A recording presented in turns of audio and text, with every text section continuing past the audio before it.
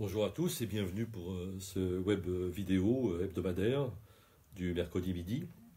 Alors cette semaine, je vais vous parler de deux choses. Une, très brièvement, qui a été le sujet de mon éditorial de Politis, qui est la crise au Moyen-Orient et la prise en otage, en quelque sorte, de Saad Hariri, le Premier ministre libanais, qui se trouve en Arabie Saoudite et qui n'a pas l'air tout à fait libre de ses mouvements. Enfin, c'est plus compliqué que ça, mais ce qui est derrière ça, qui est intéressant et qui, je crois qu'il faut interroger, c'est la question de l'identité politique et religieuse, je dirais, de l'Arabie Saoudite, qui est peut-être en train de bouger.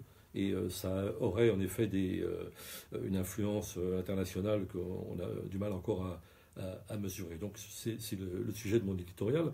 Mais le sujet dont je vais vous parler à l'instant, c'est notre dossier auquel j'ai aussi essayé de contribuer qui renvoie à la une de Politis cette semaine sur islamo-gauchiste, le mot pour interdire le débat.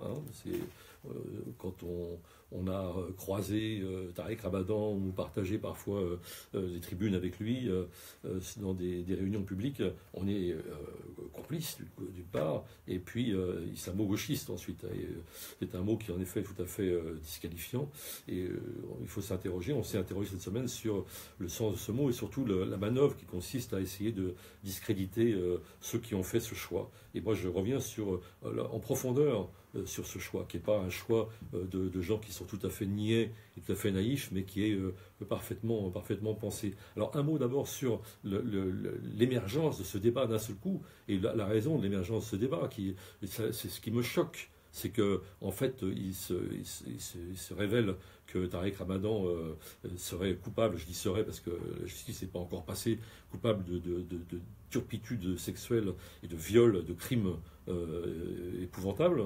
Et évidemment, donc, dire de ceux qui ont partagé ces tribunes à un moment donné avec lui, qu'ils auraient su, qu'ils se seraient tus, qu'ils seraient complices de quoi? Complices de viol, enfin on ne sait pas très bien. Et c'est ça qui m'a choqué dans la une de Charlie Hebdo qui visait Plenel. C'est en fait cette insinuation qui est pas du tout qui peut pas être une accusation et pour cause, mais qui est une insinuation à laquelle il est, par conséquent, comme à toute insinuation, difficile de répondre. Mais bon, et ça a déchaîné donc des passions et ça n'a pas certainement créé la sérénité nécessaire à ce débat. Dans les passions, il y a effectivement quelque chose que je trouve assez grave contre Plenel et contre tous ceux qui sont taxés de complices de Ramadan. On ne sait pas complice de quoi d'ailleurs, mais il y a plus grave encore. Il faut prendre la mesure des choses. C'est en effet sur les réseaux sociaux ceux qui attaquent Charlie avec des insultes de complot antisémite, etc.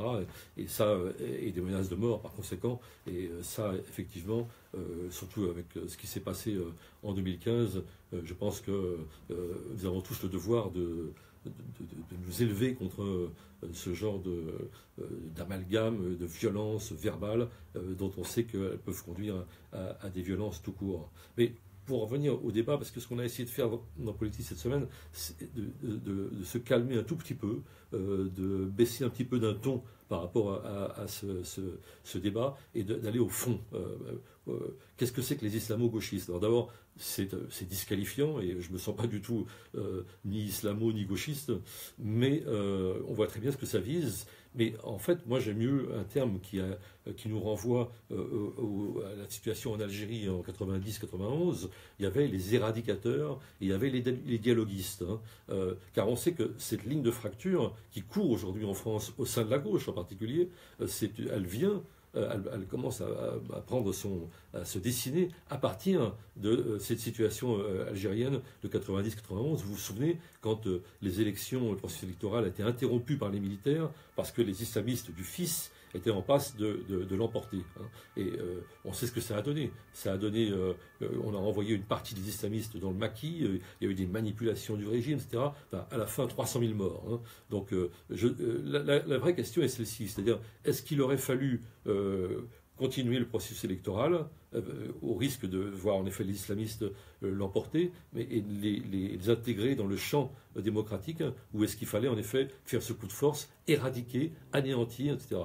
Évidemment, avec beaucoup moins d'intensité, beaucoup moins de violence, fort heureusement, c'est le débat qui nous occupe ici aussi en France actuellement. C'est-à-dire, est-ce que les islamistes, c'est-à-dire ceux qui pratiquent un islam politique, qui ne sont pas des djihadistes et qui ne sont pas non plus des musulmans au sens simplement de l'exercice de leur culte, est-ce que ces gens peuvent d'une certaine façon être intégrés au champ politique, ou est-ce qu'il faut les anéantir au sens physique ou en tout cas symbolique, les interdire, les bannir, etc., etc. C'est toute la question. Mais la question, c'est que si on décide de cette option éradicatrice, on se coupe du dialogue avec non seulement les quelques personnages qui sont en vue, mais également avec toute une population qui est sous influence. Et donc la question du dialogue, c'est une question hautement stratégique, et c'est une question de pari sur ce qu'est la démocratie. Est-ce que la démocratie est plus forte que ces gens-là, ou est-ce qu'il faut interdire à ces gens-là de s'exprimer au risque de les faire prospérer et de les amener à se développer à notre insu? C'est ça la question, la vraie question. Et c'est pas donc se jeter au visage des insultes et des invectives, et surtout pas, en tout cas, utiliser cet événement qui est anecdotique, somme toute, qui n'est pas anecdotique pour les victimes de Ramadan, mais qui est anecdotique par rapport à ce débat, utiliser ça pour essayer d'empêcher le véritable débat en traitant les uns d'islamo-gauchistes, les autres de je ne sais quoi, etc.